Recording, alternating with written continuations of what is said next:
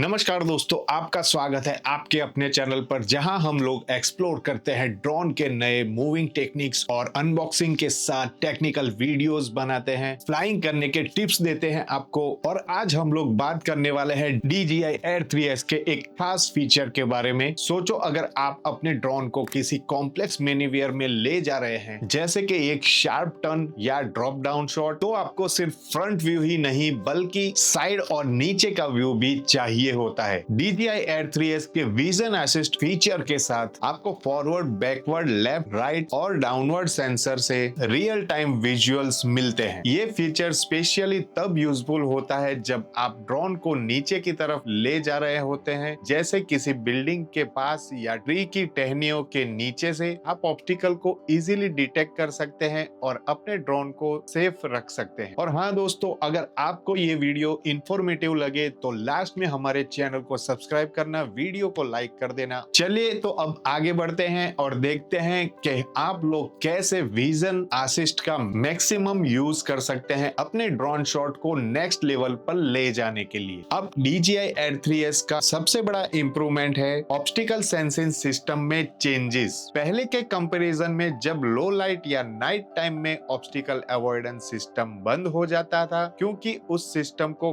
काम करने के लिए मिनिमम 15 लक्स इल्यूमिनेंस लाइट चाहिए होती थी। अब नए मॉडल में ये लिमिट काफी कम कर दी गई है ताकि ऑब्स्टिकल अवॉइडेंस तब भी काम करता रहे जब आप लो लाइट में फ्लाई कर रहे हो, ऑलमोस्ट 1 लक्स इल्यूमिनेंस तक, जो कि एक कैंडल लाइट के बराबर है 1 मीटर डिस्टेंस पे। मतलब काफी अंधेरा एनवायरनमेंट में भी ऑब्स्टिकल अवॉइडेंस काम करेगा। नए लीडर सिस्टम का इंक्लूड होना, सिंपल वर्ड में ये लीडर सिस्टम काम कैसे करता है, ये ड्रोन के आगे इंफ्रारेड पल्स भेजता है ऑब्स्टिकल डिटेक्ट करने के लिए, और जब ये इंफ्रारेड पल्स ऑब्स्टिकल से टकरा के वापस सेंसर तक आते हैं तब डिटेक्शन होती है। जब आप ड्रोन को किसी कैमरे से फिल्म कर रहे हो तब आपको लीडर सेंसर के फ्रंट के इंफ्रारेड लाइट पल्स निकलते हुए दिख सकते हैं, लेकिन डायरेक्ट आंखों से आपको ये पल्स नहीं दिखेंगे। एक और फंक्शनलिटी जो शायद आपको पता नहीं होगी, जो काफी यूजफुल होती है स्पेशली जब आपको लो लाइट या नाइट टाइम में ज्यादा फ्लाई करना हो,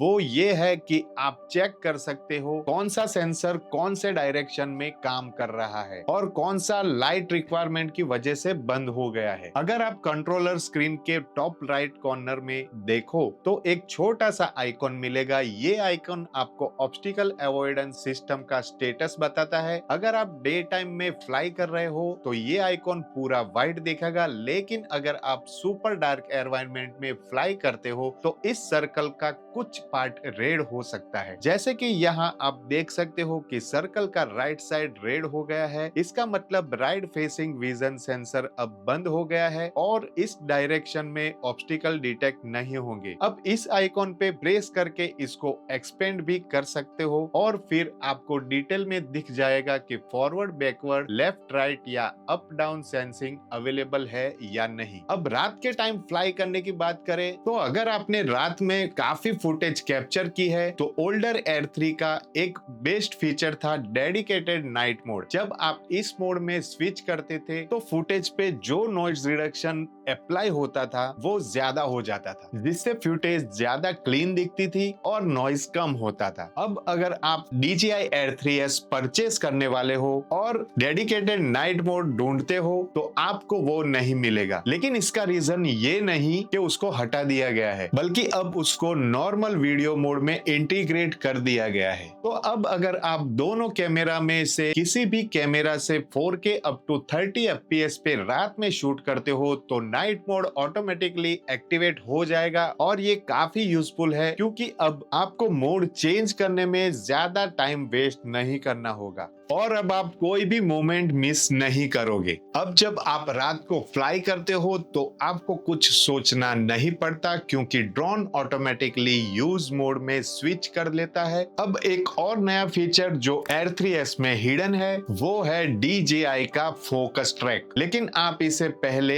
सब्जेक्ट ट्रैकिंग के नाम से जानते होंगे। पहले ओल्डर DJI Air 3 में अगर आप सेटिंग मेनू में जाते थे तो आप एक ऑप्शन ऑन कर सकते थे जिसका नाम था सब्जेक्ट ट्रैकिंग, लेकिन अब इसे मूव कर दिया गया है होम स्क्रीन पर और ये वही आइकॉन है लेफ्ट साइड में। और जब आप इस पर प्रेस करते हो तो आप देखोगे कि फोकस ट्रैक अनेबल हो गया है। अब फोकस ट्रैक बेसिकली वही चीज है जो सब्जेक्ट ट्रैकिंग थी, बस इसको होम स्क्रीन पर शिफ्ट कर दिया गया है। और अगर आप नहीं जानते थे कि सब्जेक्ट ट्रैकिंग क्या होती है, तो जब ये फीचर ऑन होता है, कोई भी सब्जेक्ट जो ड्रोन रिकॉग्नाइज करता है ट्रैक करने के लिए, उसके ऊपर एक छोटा सा स्क्वायर आइकॉन के साथ एक प्लस सिंबल आ जाता है। अब इसका मतलब ये है कि आपको मैन्युअली ट्रैकिंग बॉक्स ड्रॉ नहीं करना पड़ेगा उस चीज के ऊपर जिसको आप ट्रैक करना चाहते हैं। बस आपको प्लस आइकॉन पर टैप करना है और ड्रोन खुद से ही सिलेक्ट कर लेगा। ये एक टाइम सेविंग फंक्शनैलिटी है। अब पर्सनली मैंने कभी ज्यादा सब्जेक्ट ट्रैकिंग का यूज नहीं किया, क्योंकि अगर आप किसी ऐसे एरिया में हो जहां बहुत सारे सब्जेक्ट हैं जिन्हें ड्रोन रिकॉग्नाइज करता है, जैसे कि एक कार पार्क में जितनी सारी गाड़ियां होती है, तो अचानक से आपकी स्क्रीन में ये प्लस आइकॉन भर जाते हैं और ये व्यू को क्लटर कर देता है और शूट कंपास करना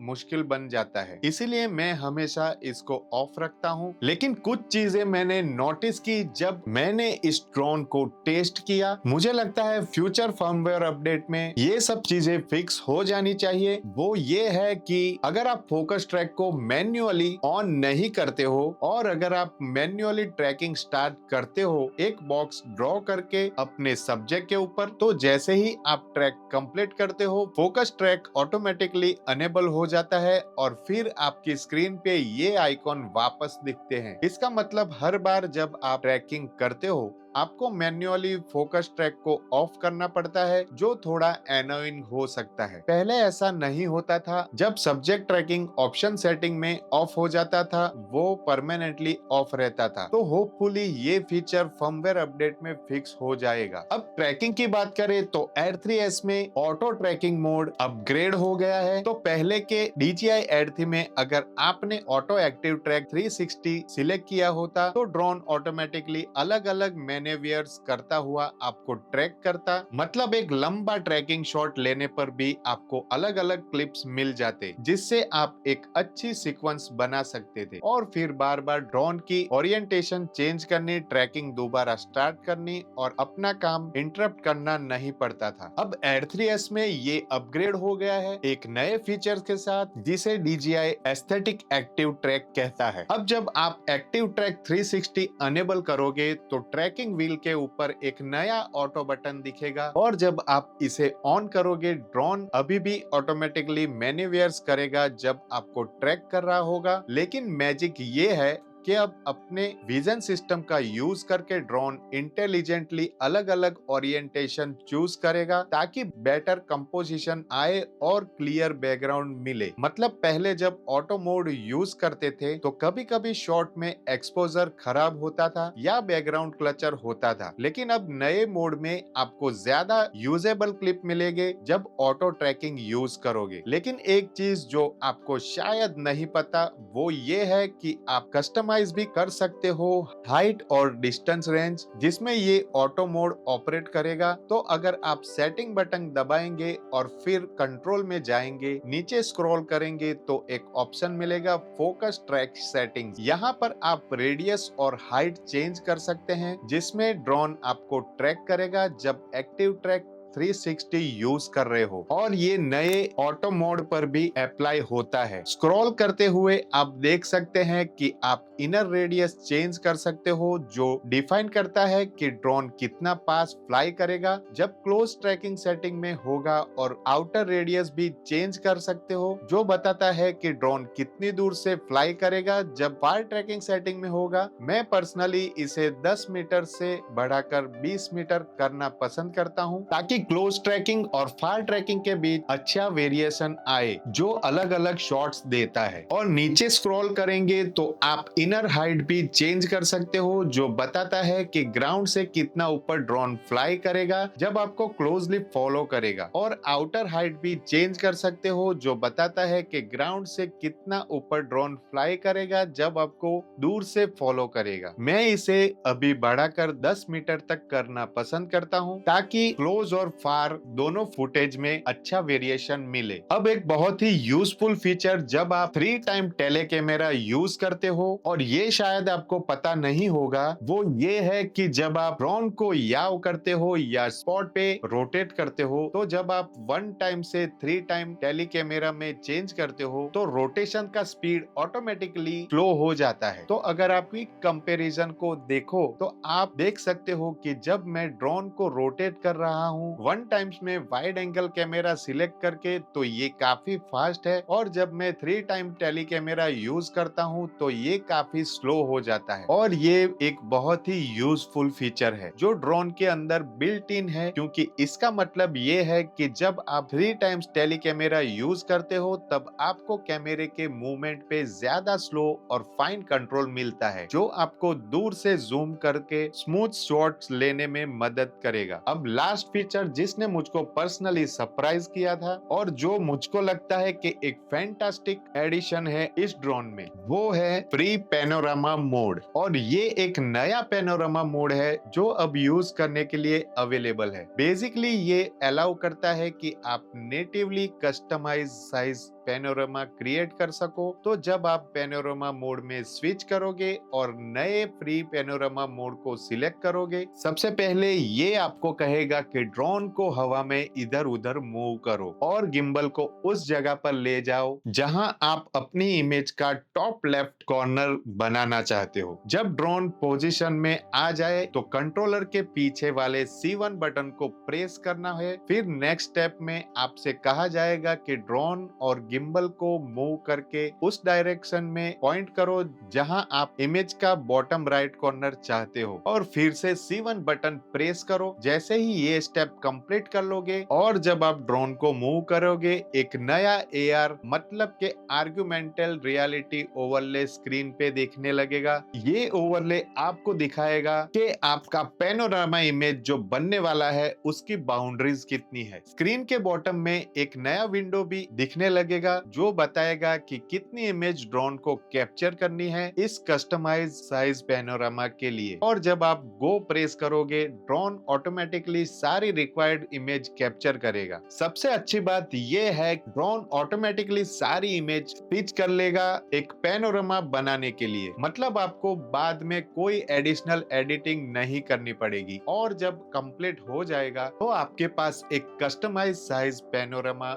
इमेज होगी। मैंने इस फंक्शन का यूज करके बहुत मजा लिया और मुझे लगता है ये एक फैंटास्टिक एडिशन है इस ड्रोन में। अगर आप पैनोरामा कैप्चर करते हो तो आपको ये फीचर ऑब्वियसली पसंद आएगा। तो दोस्तों, ये थी DJI Air 3s की कुछ ऐसी चीजें जो शायद आपको पता नहीं होगी। अब आपके पास इस नए ड्रोन के बारे में कोई भी नए सवाल है तो नीचे कमेंट में जरूर लिखें, मैं जितना जल्दी हो सके उसका जवाब दूंगा और मेरे नेक्स्ट वीडियो में उसको इंक्लूड करने की कोशिश करूंगा। और अगर आप DJI Air 3s के बारे में और भी ज्यादा जानना चाहते हैं, जैसे उसके नए स्पेसिफिकेशंस और फीचर्स, तो आप यहाँ पर क्लिक कर सकते हैं और हमारी चैनल को सब्सक्राइब कर सकते हैं और बेल आइकन दबा के नए वीडियो के नोटिफिकेशन ले सकते हैं। तो दोस्तों, आज के लिए इतना ही। हम लोग मिलते हैं आपको ऐसे ही इंफॉर्मेटिव वीडियो में। तब तक के लिए टेक केयर, गुड बाय।